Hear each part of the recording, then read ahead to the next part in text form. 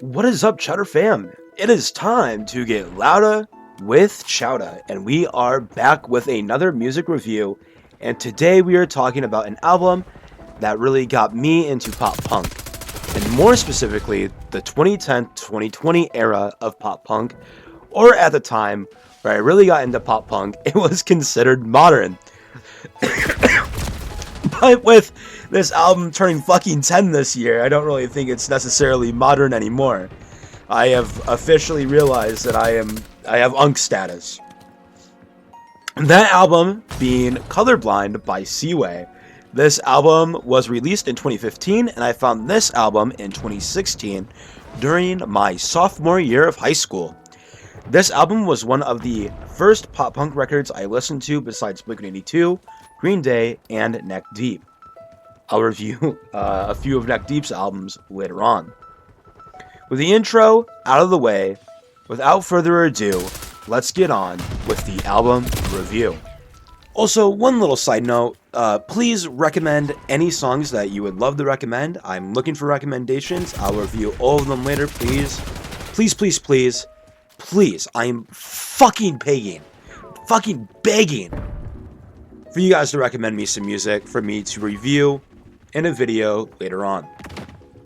What is up, Chowder fam? It is I, actually Chowder, at the time of editing this video, and I would like to say to please, please, please subscribe if you're not subscribed already, and if you enjoy the video. It doesn't really help you out, but it helps me out, and we are trying on the road to 800 subscribers. Try to give away this house key to the back door of my old apartment. One of you lucky subscribers be able to get it. Thank you, and I hope you enjoy the video, and let's move on. I want to start off with the intro titled Slam. The song opens up softly and then builds up a bit, then the full band comes in, allowing for, in my opinion, a good intro. I'm not going to glaze the two vocalists thing when talking about the songs, as I will address the glaze a bit later. But I would like to address the fact that there is two vocalists on this album. Slam is super catchy, and the instrumentals and vocals blend really well, and I absolutely am a sucker for this song. A solid song to start a good album.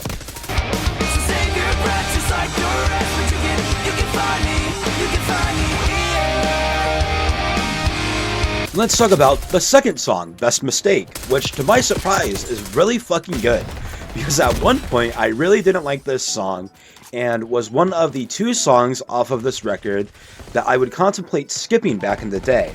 The transition between the intro and this song kinda hits, and then this song is super catchy and fun to listen to. I think this song is a peak pop punk song, and I would definitely recommend it if you love pop punk. Trace over my tattoos with your finger. We got drunk, I felt stupid, but you helped me through it. Goddamn, you're tearing me apart. Next I want to talk about is the third song on this record, Trick So Sweet. And trust me, I'm not going to talk about every song on this album. It just so happens that three of them happen to be the first three songs on the record. I love this song so much, it's actually unbelievable. This song is super fucking catchy, that one day at work, like a month or so ago, I was standing by the bun toaster, waiting for an order to pop up, singing the entire song, up until around 1 minute and 56 seconds. Roughly about there, I don't really know, but I sang pretty much the entire fucking song. And then I pulled out my earbud and started binge listening to the song while I was working. I think this song is the best song on this record, and easily one of the greatest pop punk songs in my opinion. I can't think of a single song that had me doing that shit, in all honesty. I was absolutely astonished with myself. Not once, not twice, not a second before. Tiny white me sleeping on your neighbor's floor. Too drunk, where's the light? To the right of the door. You said, sorry, there's this guy that I've been falling for. And I'm caught off guard, but it's still no surprise. Wait, I'm just another one of your oblivious guys. The next and final song I want to talk about is Goon. You know what? I'm somewhat of a gooner myself. What? I think Matt made that meme. I'll show it on screen. I think the song goes hard with lyrics like, "My girlfriend left me for some other dude. My mother is ashamed. I might never move." Literally me. Ha! I'm just fucking kidding. That was a joke. I'm not a loser like Derek fucking Carpenter, you know. I'm not a fucking stupid idiot fucking loser like Derek Carpenter. However, the lyric, "We're chasing cigarettes with coffee in the daylight, whiskey with Coke on the weekend," is literally me. Like, actually me. I love cigarettes with coffee, and I love whiskey. I love whiskey with Coke, but I don't really, I miss my whiskey. I stopped drinking. However, I did not drink my whiskey with Coke. I used Cherry Pepsi Zero Sugar, as it is the sponsor of my channel, and easily, Cherry Pepsi Zero Sugar is the greatest zero sugar pop known to man, and I could easily not recommend it enough. It is by far my favorite, and I honestly know that Nixon would love this. Like I said, it is the greatest zero sugar pop known to man. Wild Cherry Pepsi Zero Sugar. Use code MonsterHouse at checkout. It does not work online, but it works when you go to the cashier at whatever convenience store you're at or gas station.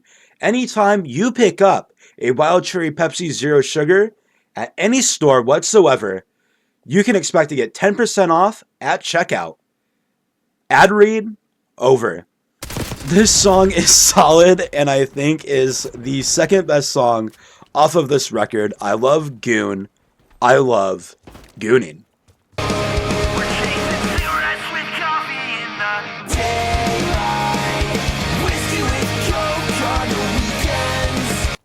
In conclusion, this album is probably my second favorite pop-punk record ever made, right below Copacetic by Knucklepuck. However, Knucklepuck's album, I feel, has more of a depressing tone with pop-punk, and doesn't showcase having two vocalists all that often compared to this album that is super catchy and fun, and honestly gets me moving and grooving to it, as does heavily showcase the capabilities of having two vocalists. Almost, if not all, the songs work really well with using two vocalists, and they sound great together, and the back and forths are absolutely amazing. I think Goon is a prime example of that, in my opinion. I remember back in the day during 10th grade when I stumbled upon this record, I instantly fell in love with it.